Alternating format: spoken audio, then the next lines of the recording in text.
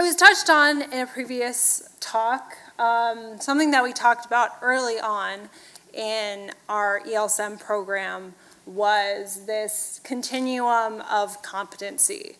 And I found that I worked through this continuum throughout my time in the ELSEM program. And by the way, I don't think I said my name. I'm Julaine. I'm in the Cognitive Psych department. Yeah, so let's get started. So I definitely started out in a very unconscious incompetent of one particular piece of material, and that was emotional intelligence. Now, previous to my program here at Notre Dame, I was a foster care case manager, so I pretty much thought that this workshop, I already knew it. I worked with kids and adults on working through emotional issues and other problems in the home, so I knew emotional intelligence. However, I did find out that there are some things I needed to work on. For instance, the biggest thing is I'm really good at reading other people and figuring out what they're feeling and how to work with their problems, but I'm not so great with the self-expression part, communicating my needs and moving a conversation forward, not just in their interests, but in my own. And one particular workshop that really helped me with this was the improv workshop. It really helped us let loose and get to know each other, but also work on reading the room, reading your conversation partner, and moving the conversation forward towards a goal, as opposed to letting it stagnate in the air. So that was really eye-opening to me. And then moving into the conscious incompetence and competence. The DISC assessment, as you have seen in multiple other slides, was really eye-opening just to highlight what we're good at and what we might need to work on. So mine, you can see I'm very solidly a C.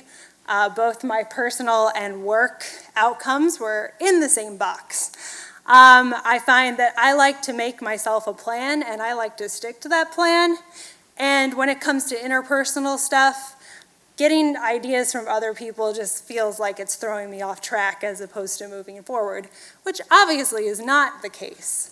Working with others and cultivating ideas together is a big, important aspect of being a good leader. So that was something I immediately identified early on in the program as to what I needed to start to work on.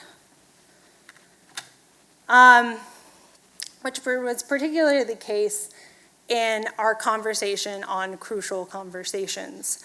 A lot of our crucibles, which were stories that we told about a significant and hard leadership experience that we had in our past, either here at Notre Dame or before that.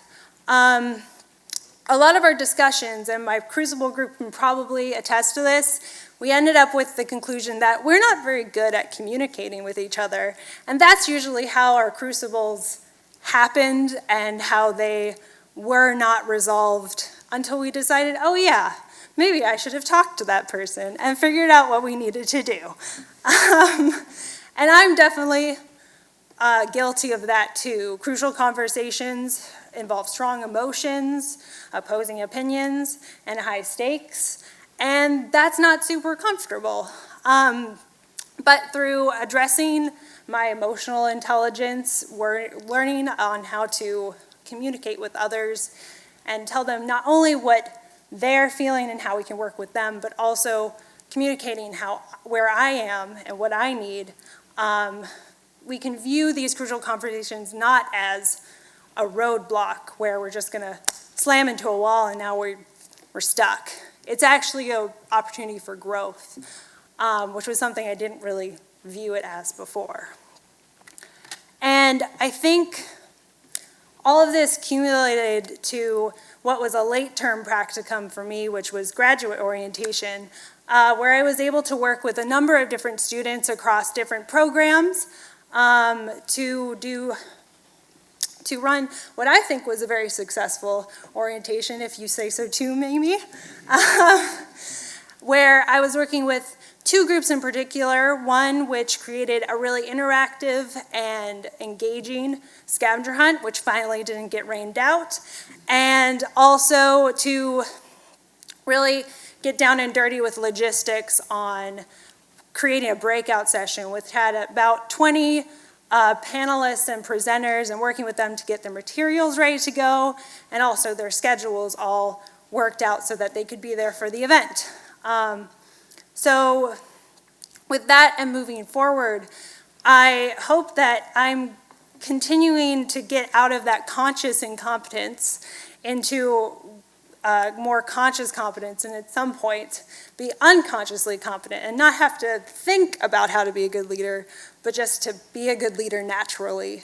And I'd like to thank the three of you again and my cohort for a really good, I guess, 15 months. I was going to say year, but it's 15 months.